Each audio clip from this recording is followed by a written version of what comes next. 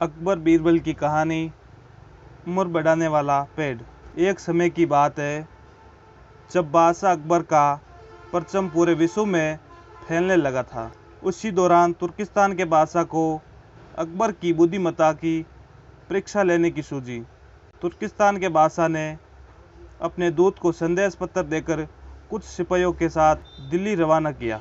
बादशाह ने पत्र में लिखा था, मुझे सुनने में आया है कि भारत में ऐसा पेड़ है जिसके पत्ते खाकर इंसान की आयु बढ़ने में मदद मिल सकती है। अगर ये बात सच है तो मेरे लिए उस पेड़ के कुछ पत्ते ज़रूर भेजें। जब अकबर ने उस पत्र को पढ़ा तो वो सोच में पड़ गए।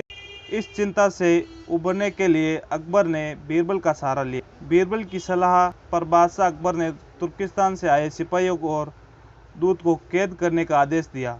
सिपाही और दूत के कैद खाने में कई दिन बीत जाने के बाद अकबर और बीरबल एक दिन उनसे मिलने गए।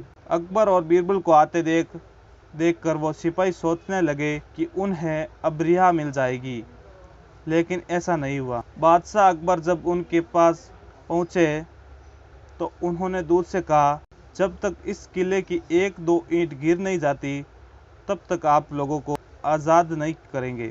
ऐसा होने तक आप सभी के लिए यहाँ खाने पानी का पूरा इंतज़ाम किया जाएगा। इतना कहकर बादशाह अकबर और बीरबल वहाँ से चले गए।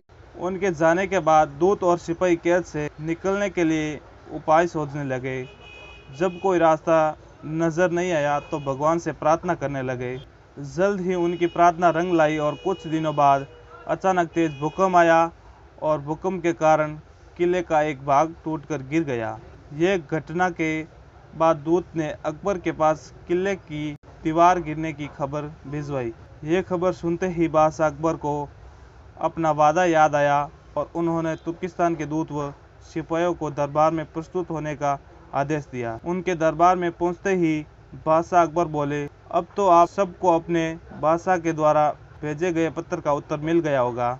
अगर अब भी आपको समझ नहीं आया है तो मैं समझा देता हूँ। तुम सिर्फ 100 लोग हो और तुम्हारी आह सुनकर किले का एक हिस्सा गिर गया, तो सोचो जिस देश में हजारों लोग पर अत्याचार होता है उस देश की बादशाह की आयु कैसे बढ़ेगी। लोगों की आह से उनका पतन तो निश्चित है। हमारे भारत देश में किसी गरीब पर अत्याचार नहीं होता है, यही होता है आयुवर्धन वृक्ष। उसके कुछ दिन बाद बादशाह ने उन सभी को उनके देश भेजा दिया और रास्ते में होने वाले खर्चे के लिए कुछ पैसे भी दिए। दूत ने तुर्किस्तान पहुंचकर भारत में घटित सारी बात विस्तार से बादशाह को बताई। अकबर बीरबल की बुद्धिमत्ता देखकर तुर्किस्तान के बादशाह ने दरबार में उनकी बहुत प्रशंसा की। कहानी से सीख। इस कहानी से यह सीख मिलती है कि सभी के साथ प्रेम से रहना चाहिए और कमज़ोर पर अत्याचार नहीं करना चाहिए। साथ ही वही देश तरक्की करता है जहाँ प्रजा सुखी होती है।